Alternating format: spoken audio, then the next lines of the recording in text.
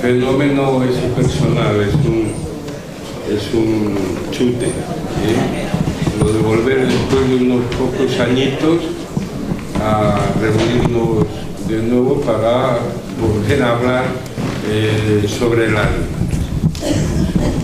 Una sensación preciosa. Bueno, pues vamos a ello. Antes que nada, por aquello de las formalidades que tienen su importancia, presentarnos, porque hay que hacerlo siempre, Jaime Pastor, Manolo Garí, Justa Montero y Char. Queríamos, nuestro objetivo es presentar un libro que trata de recoger nuestra experiencia, pensando que había que hacerlo, no fuera a ser que de repente nos encontráramos con que alguien nos escribiría nuestra propia historia, ¿no? En un momento en que se discute mucho de esa época y se discute muchas veces con la aviesa intención de defender aquella magnífica transición y detrás de ello con la idea de repetir el truco de trileros que hicieron entonces para ver si les sigue sirviendo para salir de la crisis que tienen ahora.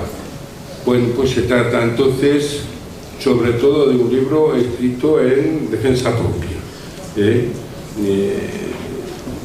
Para ello hemos publicado en una web de acceso libre alrededor de 500 documentos que pensamos que son documentos fundamentales para entender la experiencia de la Liga, ¿no?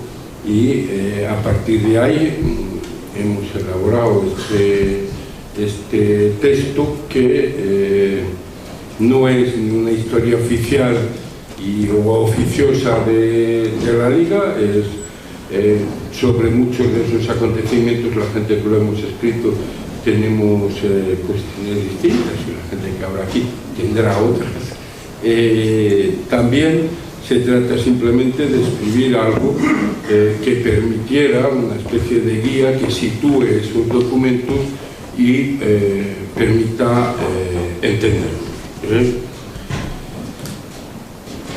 Tampoco es una historia completa de la Liga. En otras presentaciones en las que he estado, una de las cosas más reiteradas es: no habláis de la cuestión nacional, no habláis de la construcción de las juventudes, no habláis de lo que hicimos en Santa Coloma de Gramenet, no habláis bueno, pues efectivamente hay muchas cosas de las que no se habla porque la intención es lo que os comentaba.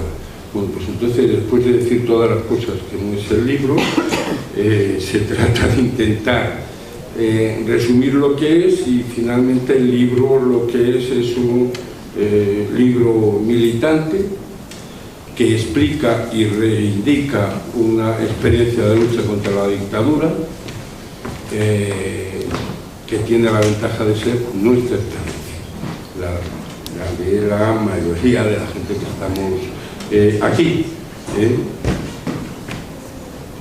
La idea sería, al hablar un poco de ello, empezar por hacer una caracterización un poco general de cuál es el ecosistema en el que nosotros vamos a trabajar en aquella época, porque no solamente la Liga, todas las organizaciones de la izquierda revolucionaria que trabajan en aquel momento lo hacen, digamos, muy determinadas por dos procesos, ¿no? Uno internacional y otro más propio de aquí. El internacional es lo que en nuestro argot nosotros llamábamos la radicalización, la radicalización de la juventud. Es un periodo en el que un sector tan importante de la sociedad como la juventud empieza a pelear, y lo hace además desde posiciones distintas a las de la izquierda tradicional entonces, y organizándose en otro tipo de estructuras muchas veces enfrentadas a las de esa izquierda tradicional, lo que nosotros llamamos aquello de las nuevas vanguardias, cuya expresión máxima fue el mayo del 68 francés.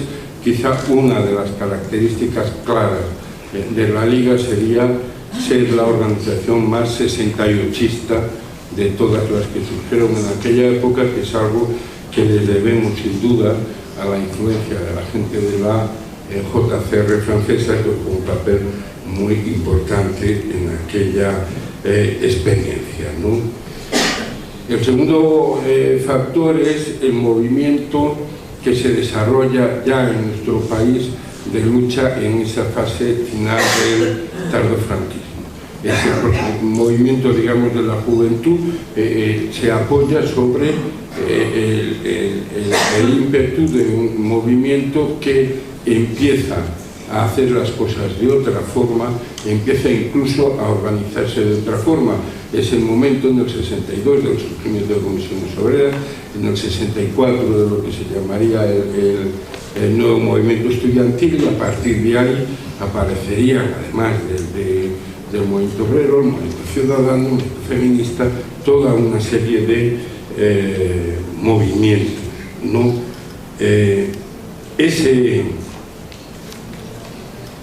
Ese movimiento, hoy tenemos una espléndida fotografía de él, que es, digamos, las 50 y tantas mil personas que pasaron por los juzgados de orden público. Eso nos da una idea de lo que aquello fue, porque al menos conocemos bastante bien quiénes eran los que pasaron por taquilla. Y lo que aparece muy claro es, uno, es un sector muy joven. La media de edad tiene 25 años. Menores de 30 años son casi el 80%, exactamente el 78% tiene menos de 30 años. La composición de clase es una composición muy trabajadora, son las 2/3 partes de esa gente son trabajadores, 1/4 parte son estudiantes, y el 8% restante pues aparece clasificado como amas de casa, o como comerciantes, o como profesionales. Hay incluso curas y otra gente de mal vivir entre ellos. La idea que hay que tener es que también en nuestro cuarto congreso, que se hace en agosto del 76, creo recordar, alguien tuvo la brillante idea de hacer una encuesta y recoger los datos. El perfil es prácticamente el mismo. Las diferencias son, es algo más joven la Liga, la media edad son 23 años, y la otra, que es más importante, en el, digamos, por género, en la encuesta general, digamos, hay un 10% de mujeres entre la gente de la Liga, algo más de una tercera parte son mujeres, un 36%. Bien, ese es el personal. ¿Cuáles son las cosas fundamentales? ¿Cuáles son un poco los ejes de nuestro trabajo, ¿no? Lo primero determinante en el caso de la Liga es solución por el prestigio, eso es claro, ¿no?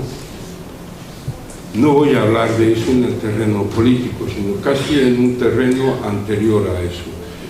Nuestra acción por el trotskismo nos sirvió para ponernos un poco en la historia, nos relacionó, estableció una continuidad con aquellos comunistas que se enfrentaron al estalinismo, lo que nosotros llamamos marxistas revolucionarios. Esa idea de pertenencia a una gente que tuvo sus propios convencimientos, que peleó por ellos y que en muchos casos pagó carísimo, no solo frente a la burguesía, ideología, sino frente a otra gente, aquello nos situó de una forma clara. El otro aspecto que también querría resaltar es que nosotros defendíamos un modelo alternativo al capitalismo, pero también, frente a otras opciones, nosotros defendíamos un modelo alternativo al socialismo real.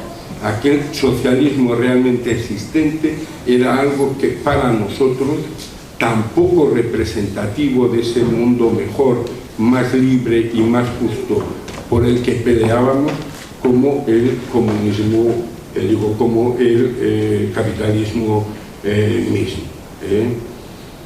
No es poca cosa ambos dos.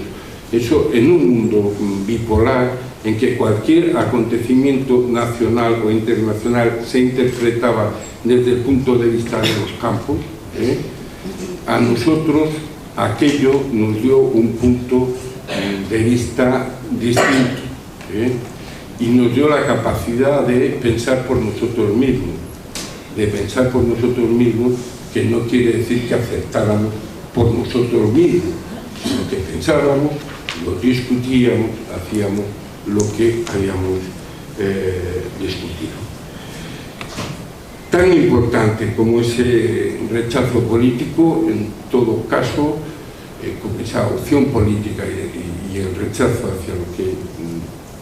hacia las formas del estalinismo, fue nuestra opción en el terreno organizativo. Para nosotros también el modelo de partido que representaba fundamentalmente el PC era un partido en el que no se podía vivir, un partido de secretarios generales de líneas impuestas, determinadas, no discutidas.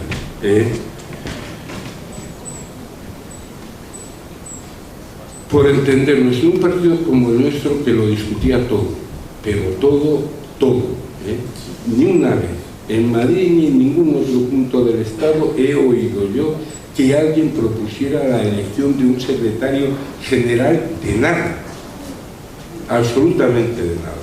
Esa era una educación antagónica, opuesta, distinta, que ponía por delante el trabajo de la gente, el trabajo de las personalidades, digamos. Esa idea del partido que queríamos construir era una idea muy potente, básica para nosotros. Me vais a perdonar que os cuente mi experiencia personal. Yo con 19 años y con aquello de la proletarización me meto en las comisiones obreras juveniles, y un buen día a toda la coordinadora de la zona este de las comisiones obreras juveniles las echa un señor que tenía 50 y tantos años, poco juvenil por tanto, y inmediatamente disuelve esa organización. Cuando hoy nos dicen, pero ¿cómo se os ocurrió, con 20 o 21 años y con la que estaba cayendo, poneros a construir un partido? Pues la respuesta es esa. Estábamos obligados a hacerlo porque nada de lo que había nos servía para lo que queríamos hacer. Eso es lo que nos llevó a construir ese partido que, con sus virtudes y sus defectos, peleó durante 25 años contra la dictadura. Para acabar, porque creo que resume un poco lo que quería decir. Últimamente en los movimientos tan extraordinarios y tan interesantes, yo he estado yendo al 15M. Recuerdo una vez, después de una asamblea de estas, que un abuelillo como yo viene y me dice, joder, es que no se parecen en nada a nosotros. Bueno, pues sí, yo esta pasión compulsiva por debatir me suena bastante, a mí me suena bastante. Bueno, ¿y tú de qué partido eras? Pues yo de la Liga. Y me dijo, bueno, claro, es que la Liga era otra cosa. Esa es exactamente la definición. Señoras y señores, la Liga era otra cosa.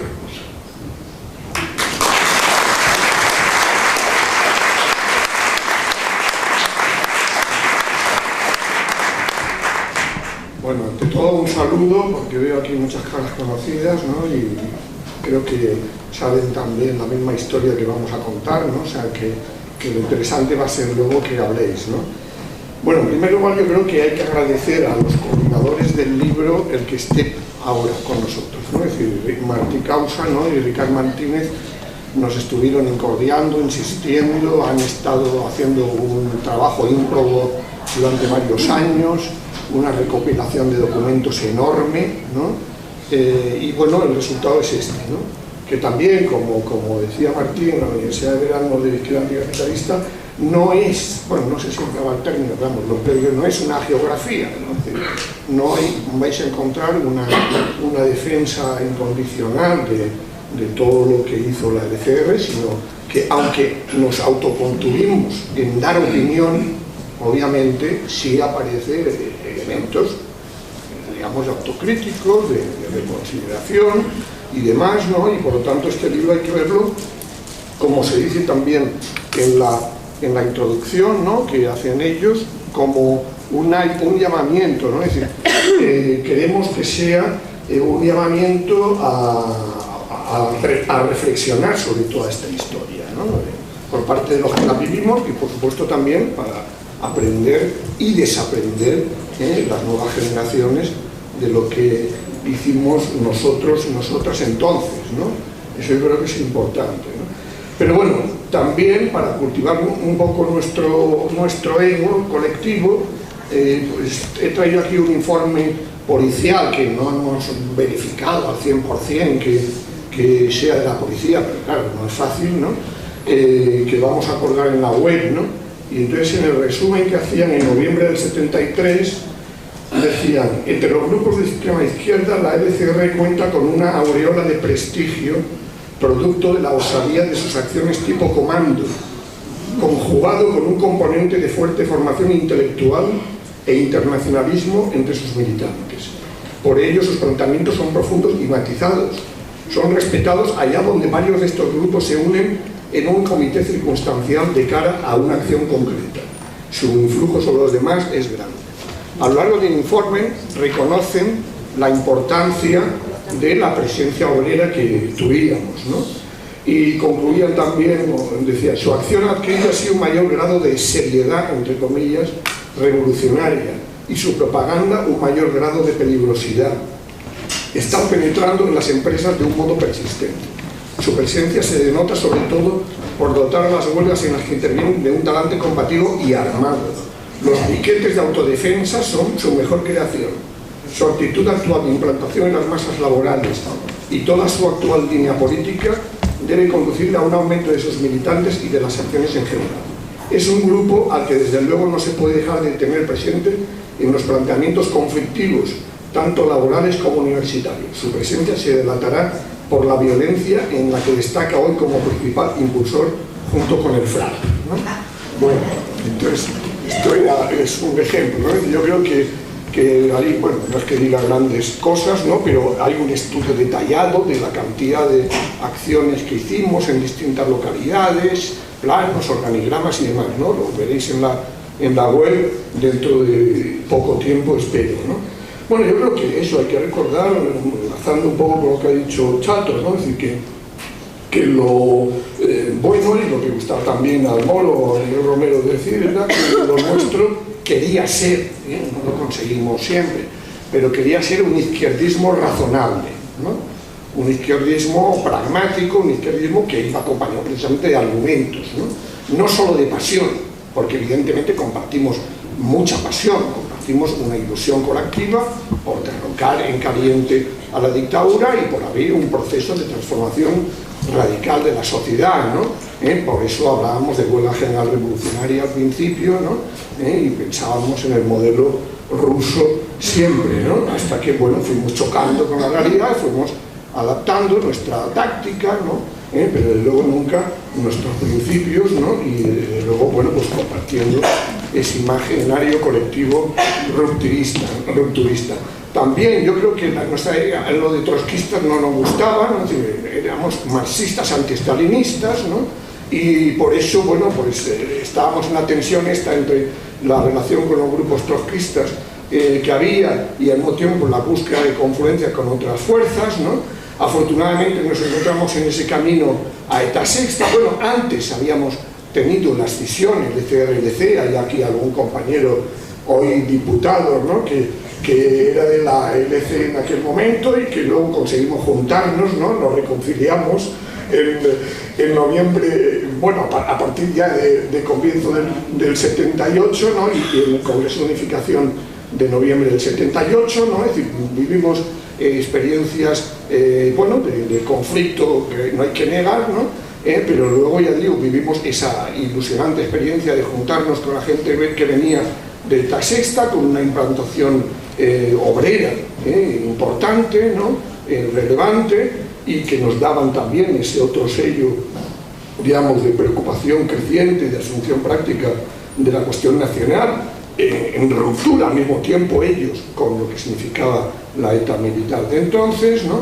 Y bueno, luego tuvimos también una mala experiencia con lo que fue juntarnos con una corriente trotskista y luego, pues como sabéis, bueno, pues aprendiendo también de las experiencias centroamericanas, de la revolución nicaragüense y demás, bueno, pues ahí el Mono tuvo un buen papel, ¿no? Apostamos por no preocuparnos por la unificación de los trotskistas, bueno, los que quieran juntarse con nosotros, bienvenidos, ¿no? Pero lo importante era buscar la confluencia de todos y todas los revolucionarios de entonces, ¿no? Y a partir del 81 eso fue lo que nos planteamos, ¿no?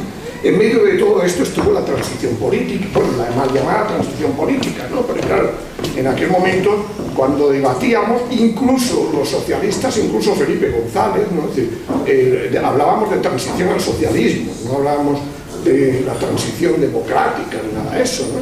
Entonces, bueno, yo creo que ahí pues, nos mantuvimos firmes en cuál era nuestra idea de lo que tenía que ser el derrocamiento en caliente del franquismo. Hicimos una rectificación sobre ese planteamiento, digamos, de la huelga general revolucionaria, convirtiéndola en huelga general política, buscando la convergencia con otras fuerzas sociales, ¿no? Con un trabajo muy centrado en comisiones obreras que era entonces un movimiento sociopolítico, que bueno, que sí, que luego sufrió un proceso de burocratización, pero que en aquel momento evidentemente era el referente principal y además era la clase obrera de entonces, era el actor central, pero también evidentemente estábamos en el movimiento estudiantil, en el movimiento vecinal. Construimos esa JCR, ¿no? Que jugaron un papel muy destacado durante este tiempo, ¿no? Y mantuvimos una posición firme frente a los órganos unitarios de la oposición que se fueron formando, porque veíamos obviamente ya desde vamos, para muchos de nosotros, en fin, sobre todo desde el 56, de la política de reconciliación nacional, ¿no?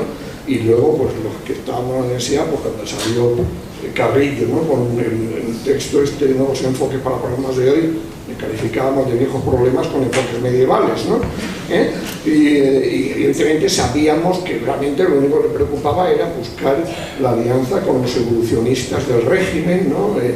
Que es lo único que le interesaba, ¿no? Entonces, por eso mantuvimos una actitud autónoma frente a lo que era la Junta Democrática, frente a lo que era Coordinación Democrática. Mirábamos más a Euskadi, a lo que pasaba en Cataluña, porque pensamos que había que apoyarse ahí, los puntos más avanzados, pero lo que vimos es que, claro, a partir sobre todo de la llegada de Adolfo Suárez, de la ley para la reforma política, que creo que hay una rata ahí, pues ponemos de la reforma política, ¿no? Pero eso me lo matizó un joven historiador, ¿no?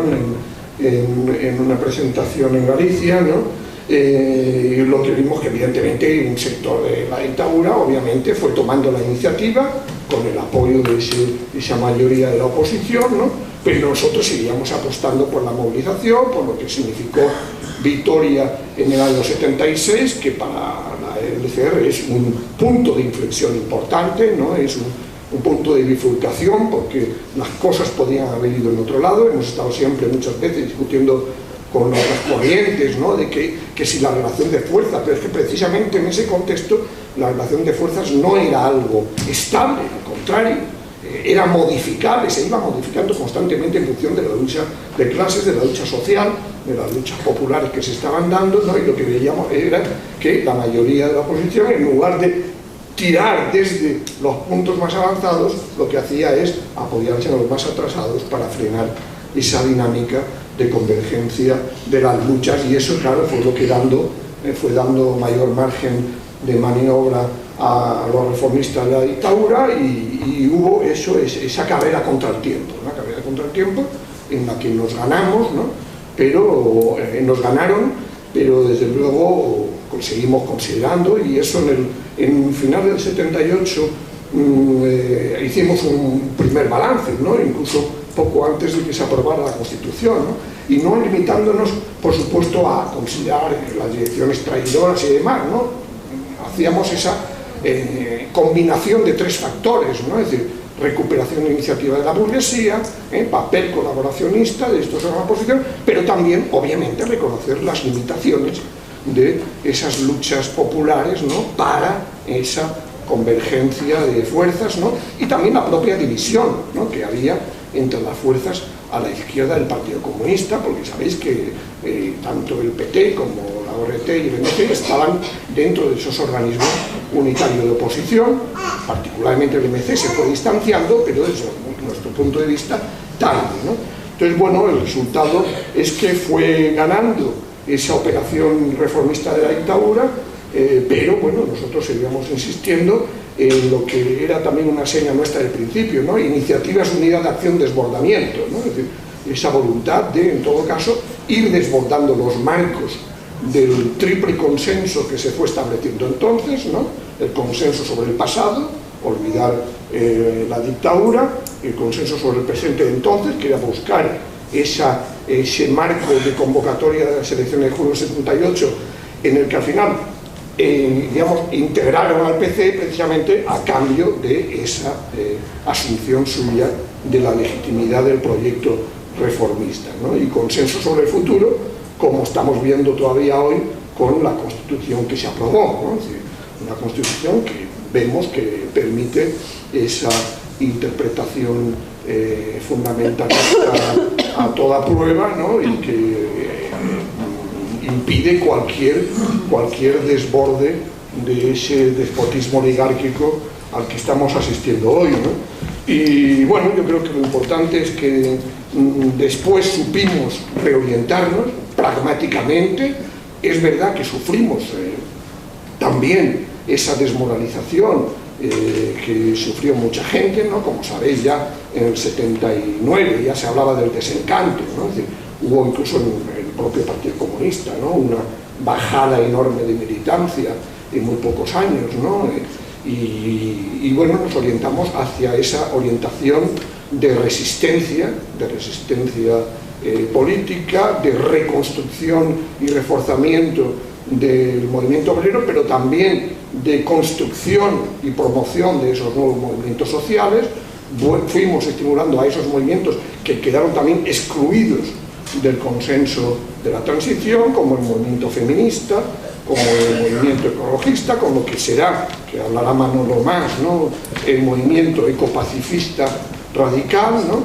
Y bueno, yo creo que ese es el orgullo que podemos tener, ¿no? Es decir, que no nos dejamos eliminar, ¿no? No nos dejamos integrar por esa inmaculada constitución, esa inmaculada transición, sino que buscamos esa reorientación.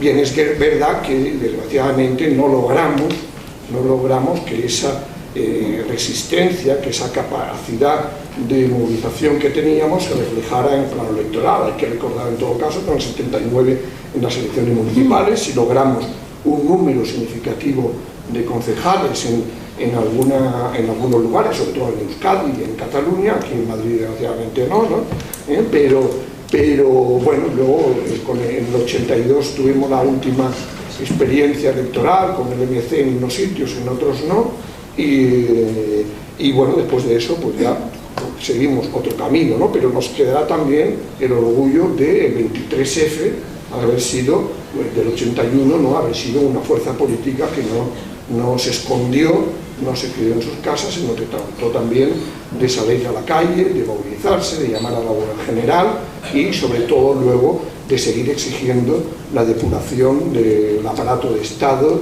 la lucha por un proceso de ruptura con todo lo que era el legado del franquismo. Bueno, lo dejo así y ya Manolo se... Gracias.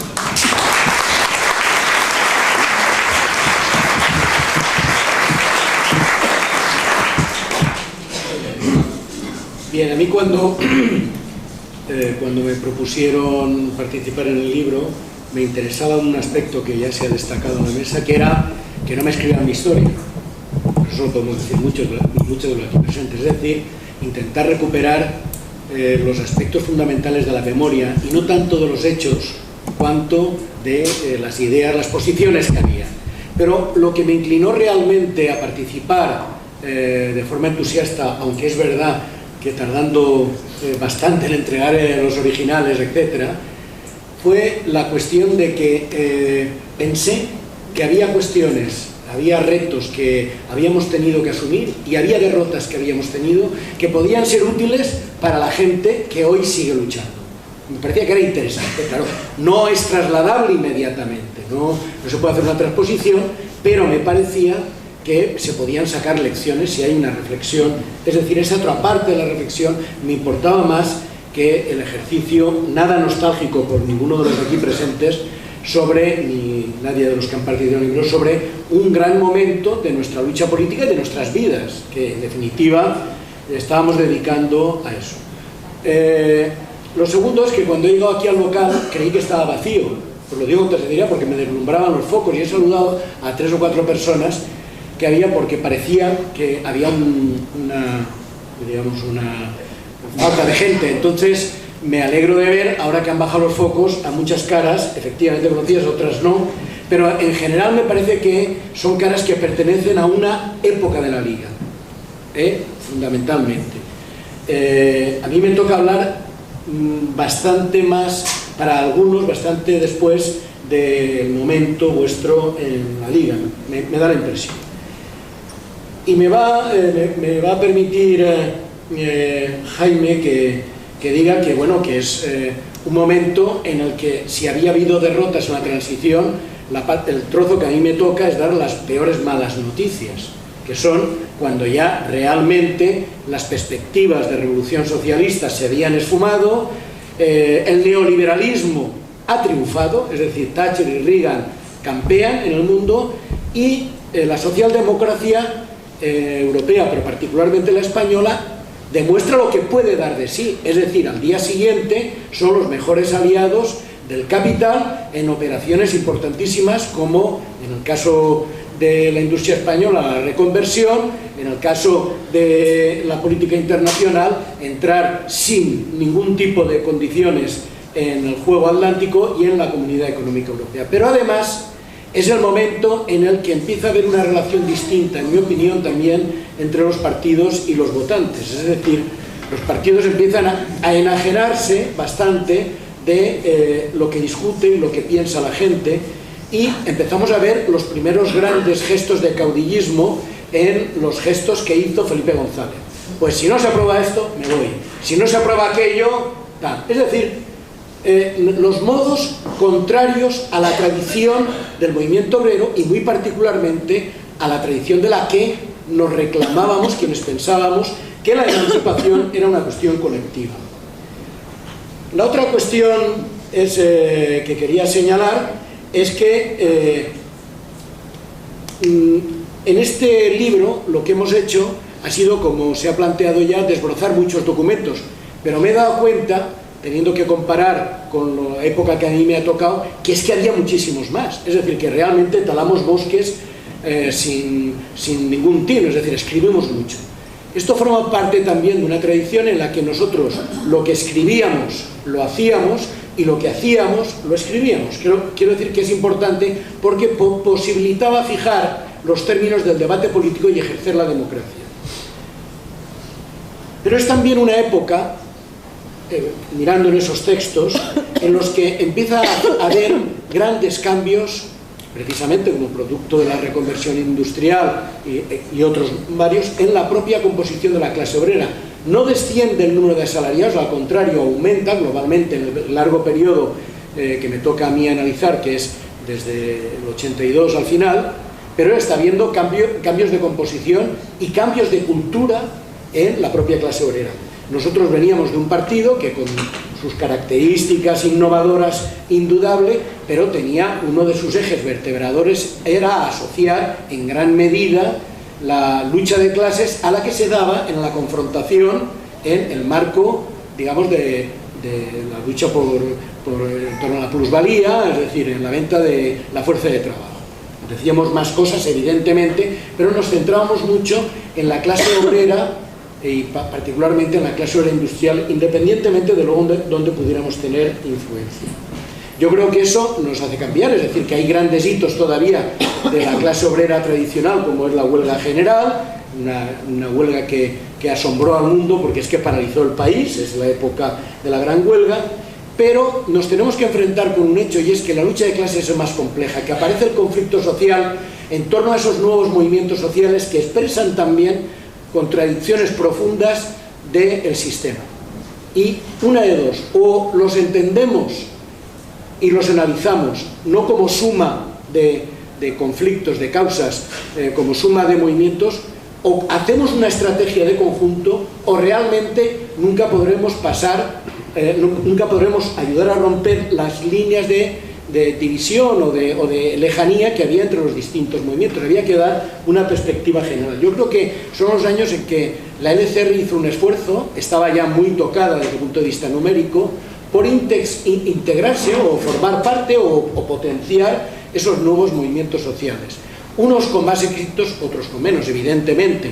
Luego usted hablará del caso del feminismo, evidentemente. En el caso del pacifismo, pues fuimos una pieza clave. Igual que aquí se han reivindicado otros momentos u otros hitos, no se puede entender desde luego la recuperación de la Liga sin la vinculación, la cierta recuperación que hubo al movimiento contra la entrada en la OTAN y por el referéndum y contra la entrada a la OTAN y contra las bases, pero tampoco se puede entender el tipo de movimiento que hubo sin la participación en un lugar, digamos, muy señalado, por así decirlo, de quienes teníamos un cierto tipo de ideas. Hay que recordar que Carrillo estaba dispuesto a cuartear las reivindicaciones con tal de no enfrentarse con el establishment. Entonces, creo que es importante también poner en valor, y ahí tuvimos una derrota, y ahí me pasó, ya que contamos anécdotas personales, que me tocó salir a dar la mala noticia en el día que estábamos concentrados en Sol y habíamos alquilado un hotel para anunciar la victoria. Pues claro, nadie quiere salir a anunciar derrotas, y total, que al final me tocó por sorteo, tuve que salir a decirle a la gente que estaba celebrándola que habíamos ganado, pero en Canarias, en Cataluña, en Euskadi, pero no en el conjunto del Estado español. Entonces, bueno, yo creo que también ahí hay digamos, es la última gran batalla de la transición. Yo creo que ahí es donde claramente, en mi opinión, las perspectivas que se abrió para el pueblo español con el final del franquismo se cerraron de alguna manera. Digamos que globalmente el sistema político, el sistema económico nos había ganado la partida. En medio hicimos desde luego resistencias y resistencias fuertes. Yo quiero también poner aquí en valor, aunque luego la evolución y la historia dio de sí lo que dio de sí, el intento de montar dentro de las comisiones obreras una corriente sindical que llegó a tener presencia en los congresos, pero lo que me interesa más, en muchas empresas dirigiendo luchas importantes o potenciando luchas importantes. Bien, es el momento en que tenemos que reflexionar más detenidamente frente a esquemas, digamos, más cómodos, más simplistas de la tradición en general marxista, del siglo XX, me refiero, la relación entre lo social y lo político. Tenemos que intentar ver que la ecuación es compleja, pero ahí cometimos, en mi opinión, también un error. Es que habiendo descubierto la relación que había entre lo social y lo político, no supimos ver la ventana de oportunidad, y ahí yo no acerté, y acertó Jaime, hay que decirlo, pero no le hicimos caso. Ya se sabe que aquello de que la dirección siempre tiene la culpa. Bueno, no le hicimos caso, ya lo dejo aquí en claro, lo pongo en el libro de manera prudente para que no se pueda citar mucho, pero no le hicimos caso, y es verdad que no aprovechamos, y lo aprovechó muy bien en ese momento el PC, el acumulado que teníamos para habernos simplemente planteado qué pasaba en el camino político. Bueno, voy hacia el tema de algunas cosas que quiero rescatar del momento, y creo que es interesante hoy, como lección, no trasladable mecánicamente, pero sí a tener en cuenta, el que cuando nos lanzamos a intentar construir en la práctica el Partido de los Revolucionarios, realmente nos fijábamos en las tareas, nos poníamos de acuerdo en las tareas y en las cuestiones democráticas. No poníamos por delante la ideología, es decir, yo que tampoco me ha gustado nunca lo de trotskista, desgraciadamente veo que de todas maneras hasta hoy seguimos con la marca, ¿no? Es decir, el judío trotskista continúa ahí como gran conspirador y culpable de todo. Pero bueno, intentábamos empeñarnos en un debate franco en torno a las tareas y en torno a las modalidades de participación democrática en el nuevo partido. Bien, otra cosa que creo que hay que poner en valor de la época, de toda la Liga, es algo que en las cartografías que ha dirigido Ariel me parece muy simpático, que es una cita que hace pecho y dollaga a un diario burgués, que es que dice la LCR en las empresas, hablaba concretamente, hace un trabajo en ese sentido, como el informe policial de Zappa, intenta inocular el virus de la rebelión. Pues sí, es que la historia de la LCR es el empeño por llevar a la rebeldía a las gentes del momento, a la gente que se quiere movilizar. ¿Y qué encontré yo en la LCR? Pues yo creo que todo el tiempo para mí fue una tierra de fraternidad, y entiendo que este libro es continuidad, y la gente que hoy lucha y tiene como referencia la LCR es algo muy valioso. Toda la extrema izquierda desapareció, menos el legado de la LCR. Muchas gracias.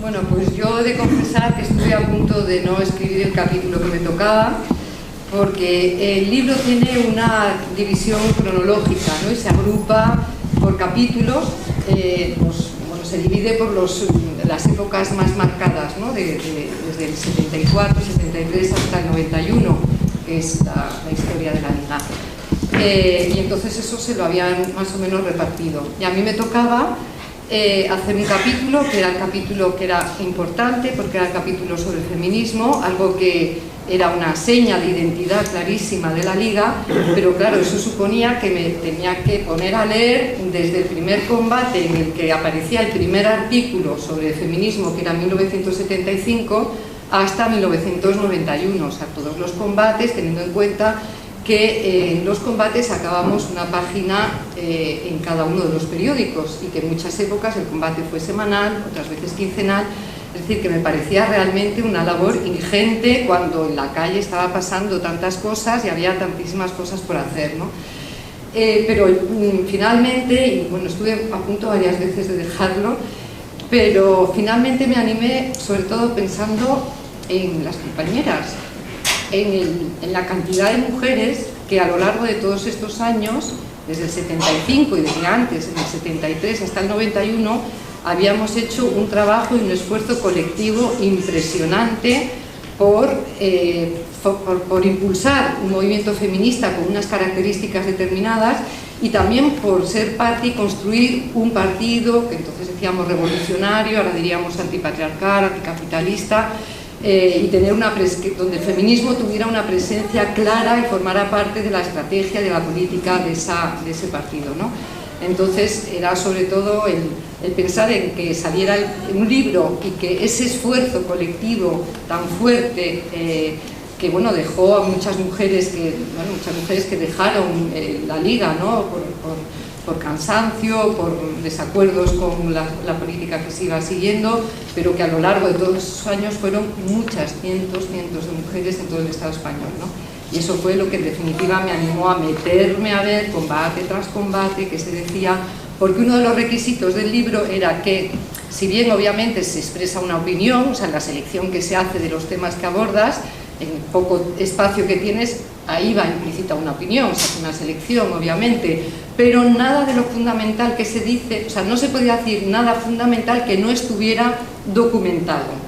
Con lo cual, y además eso luego los editores lo comprobaban, entonces no podías, digamos, hacer trampa en ese sentido, obligaba a revisar toda la documentación, en mi caso desde el 75 hasta el 91. Entonces, bueno, ese es el motivo por el que al final acabé haciendo un capítulo que me parece importante porque, como decía, el feminismo es una seña de identidad de la Liga.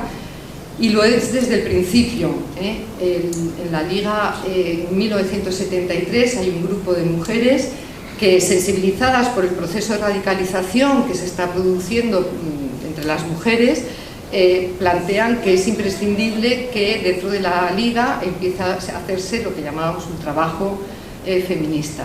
Y empezamos a reunirnos todavía medio clandestinamente, y ese es el origen de todo el trabajo.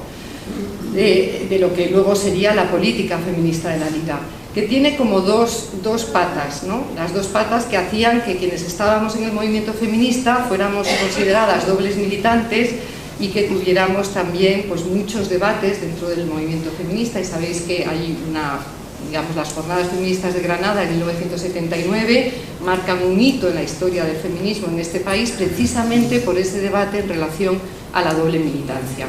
Es decir, que tiene su impacto también en las distintas estrategias que se abordan desde el movimiento para construir y fortalecer la lucha feminista.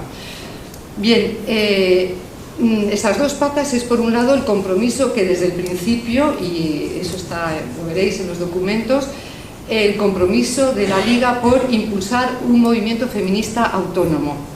Y esto ya se dice y se aprueba como conclusión de un congreso en 1976. Hay que tener en cuenta que la primera jornada feminista que se hace en este país, en el Estado español, es en 1975, en diciembre, que es todavía en situación de semiclandestinidad. Son unas jornadas que acuden poquitas mujeres, 300, 500, porque bueno, todavía había que ir con citas previas, etc. Y es en diciembre del 76, es decir, después de este primer congreso, cuando se realizan las primeras jornadas fuertes que reúnen a 3.000 mujeres, que son las primeras jornadas catalanas de la Dona. Lo digo también para enmarcar la importancia que tiene digamos, el carácter pionero de la Liga en relación al impulso del feminismo. Esto tiene que ver, desde luego, con lo que fue la influencia de la LCR francesa y de todos los procesos que se habían desarrollado en Francia, fundamentalmente a raíz de mayo del 68, y una influencia que se mantuvo durante mucho tiempo, aunque también es verdad que la influencia de la Cuarta, desde mi punto de vista, en lo que hace referencia al feminismo, creo que también en otras cosas, pero seguro que en esto aquí hay opiniones de todos los gustos, por un lado impulsa a hacer esa reflexión y a hacer ese trabajo en movimiento. Por otro lado, también dificulta en un momento dado la apertura a muchas otras corrientes de pensamiento que digamos, están alimentando una teoría feminista que va mucho más allá de los marcos analíticos que se realizaban dentro de lo que era la Cuarta Internacional o inicialmente la LCR. Bueno, en cualquier caso, el punto fundamental es el compromiso claro e inequívoco de construir, de colaborar en la construcción de un movimiento feminista autónomo. autónomo de las organizaciones políticas y autónomos, evidentemente, del Estado. Esto supone que se participa desde el principio, en la época final del franquismo y primeros años de la transición, en lo que son las luchas por las libertades democráticas, en particular por la amnistía. La amnistía que entendíamos nosotras como amnistía no solamente para las presas políticas, lo que se consideraba tradicionalmente en ese momento presas políticas, sino también lo que eran las presas por los delitos específicos de las mujeres, es decir, adulterio, prostitución, aborto, tal y como hoy reivindican las compañeras que están en la Asociación de Expresas y Expresos de la Comuna, ¿no? Esa idea de lo que es el contenido de la política, ¿no? No solamente las mujeres que estaban en organizaciones políticas o sindicales, sino también de estas otras. Nos lleva también a hacer a participar en todo lo que es el desarrollo que nos lleva de criticar conceptos como la honestidad para hablar de libertad sexual en el terreno de las libertades sexuales, ¿no? En su doble vertiente, la reivindicación del placer sexual y de las libertades, y también digamos, la otra cara, ¿no? La denuncia del peligro y de la violencia sexual. Pues todo esto es una evolución conceptual importantísima. Veréis que hay en algunos combates que se citan en el libro y que están accesibles en la página web, que se ve como en ese momento, hablo de 1977, 78, que la izquierda en general era una izquierda muy timorata en el terreno sexual. La Liga apostaba claramente por lo que era la defensa de las libertades sexuales. Hay dos títulos de dos combates que yo cuando los vi me partía de la risa, que uno que llamaba, el título era Adulterarse, que si os acordáis entonces el adulterio y el amancebamiento existían como delito, y otro que en un momento en que la homosexualidad era considerada por los partidos obreros bien como un vicio pequeño burgués o bien como una enfermedad, hay otro magnífico titular de combate que es la heterosexualidad también se cura. Bueno, eso también nos da un poco la idea de que el combate, que era sesudo y tal, pero también de vez en cuando introducía elementos divertidos, ¿no? Bueno, desde ese punto de vista lo que digo es, y podéis verlo porque en el capítulo hay como un desarrollo muy rápido de lo que es la evolución de las primeras luchas en el terreno de las libertades y en el terreno, por ejemplo, del derecho al trabajo, de los años 70 a lo que es en el año 1991, en lo que hace referencia solamente para tener así como una idea de qué estamos hablando, ¿no? De cómo en pocos años cambió tantísimo la situación, ¿no? Encontraréis documentos en los que se denuncia lo que era la dote, si os acordáis, las mujeres que dejaban el trabajo para casarse podían recibir una dote por parte de la empresa, ¿no? Era un incentivo. Crítica también a lo que era la ideología fundamental de los sindicatos llamados de clase, ¿no? La idea que duró durante mucho tiempo, ¿no? Y que las mujeres que organizaron y crearon las secretarías de la mujer de los sindicatos tuvieron que pelear fuerte, y que las que estábamos en organizaciones feministas teníamos una pelea ideológica también fuerte contra la idea del salario familiar, contra la idea del cabeza de familia, ¿no? El modelo keynesiano del varón proveedor y la mujer salario dependiente, en todo caso ama de casa. Entonces, cómo esto también fue evolucionando en este periodo de tiempo, que si lo vemos desde un punto de vista histórico, en realidad es un periodo de tiempo reducidísimo, ¿no? Entonces, bueno, eso también se recoge en la medida en que la Liga impulsamos todo ese proceso. Y también lo que era en el periodo de la transición, este movimiento, digamos, claro, nosotros nos situamos en un movimiento feminista que era muy peculiar. Es un movimiento que tiene diferencias con respecto a los movimientos de otros países, digamos, del entorno geográfico, ¿no? Francia, Italia, etcétera. Precisamente porque el hecho de que surgiera en el contexto del fin de la dictadura y la lucha por una sociedad a construir, y que además pensábamos que podíamos poner patas arriba absolutamente todo, y cuando decíamos poner patas arriba todo, era todo. O sea, la economía, la familia, las relaciones personales, absolutamente todo. Eso hizo que fuera un movimiento particularmente ideologizado. Entonces, y que además se planteara que quería participar en esa transformación de la sociedad. Eso llevó a que se posicionara y, digamos, la Liga entrara en ese posicionamiento críticamente con la elaboración de la Constitución, y veréis que hay unos artículos que son muy significativos porque cosas de lo que ahora se está planteando, ¿no?, en relación al tema de la laicidad, de la educación, del modelo de familias o el modelo de relaciones afectivas, y en relación, por ejemplo, a lo del aborto, es algo que ya se planteaba en ese momento. Por eso también muchas veces decimos que la transición también es deudora en cierta medida con las mujeres, ¿no?, porque lo que entonces se planteaba no fue lo que se recogió y estamos ahora pagando un poco también todo ese proceso.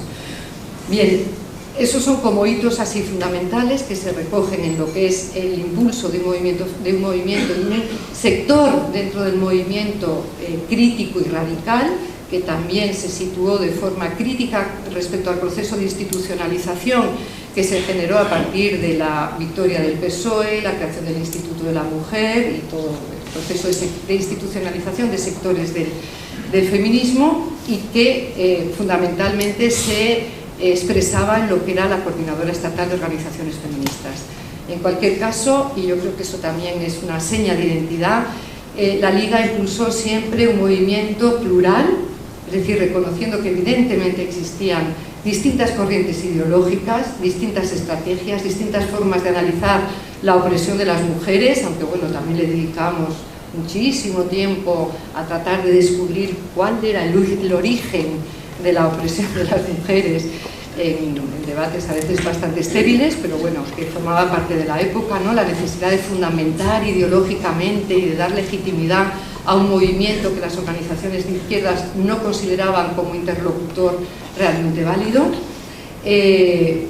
Bueno, entonces eso es, digamos, uno de los aspectos fundamentales.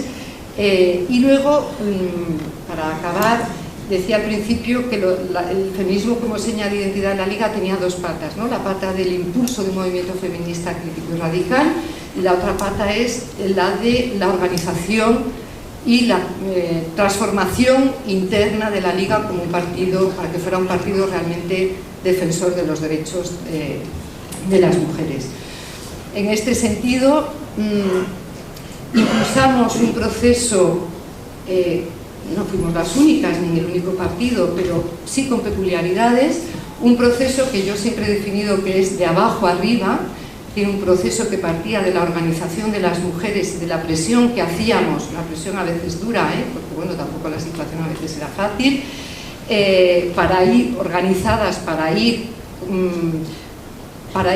planteando los cambios en el terreno programático, en el terreno político, en el terreno de la elaboración teórica, y eso nos llevó a crear una organización propia de mujeres al final en la Liga, que atravesaba todas las estructuras organizativas, y yo creo que eso es posible, primero desde luego por el empeño que pusimos las mujeres, desde luego, pero también porque en la Liga existía determinada cultura organizativa, es decir, una cultura organizativa que favorecía que se agrupara la gente para defender ideas que no eran las ideas que igual no coincidían exactamente con las mayoritarias o con la de la dirección o con las que se expresaban de forma mayoritaria, ¿no? Entonces, esa cultura, que veréis que hay un capítulo en el libro que tiene que ver con cómo se manejaba el tema de las tendencias, de la expresión de las disidencias, por decirlo de alguna forma, yo creo que eso también favoreció el que en la Liga se pudiera hacer ese movimiento de presión fuerte de abajo arriba hasta conseguir que efectivamente, bueno, así acaba en 1991, podemos decir que en 1991 sí que hay una integración real del feminismo tanto en lo que es la elaboración teórica como en lo que es las políticas concretas. Y yo, pues la verdad es que a mí a veces me emociona el ver cómo en encuentros, a lo largo de todos estos años, ¿no?, en encuentros de movimientos sociales, de todo tipo de signo, o incluso en los procesos constituyentes de todo tipo a los que estamos asistiendo ahora en todas partes del Estado español, pues no resulta difícil identificar cuando a una persona que ha sido de la Liga, porque inmediatamente es una o un aliado cuando queremos plantear alguna cosa desde el punto de vista feminista. Y a mí me gusta pensar que eso también es parte de la historia de la Liga.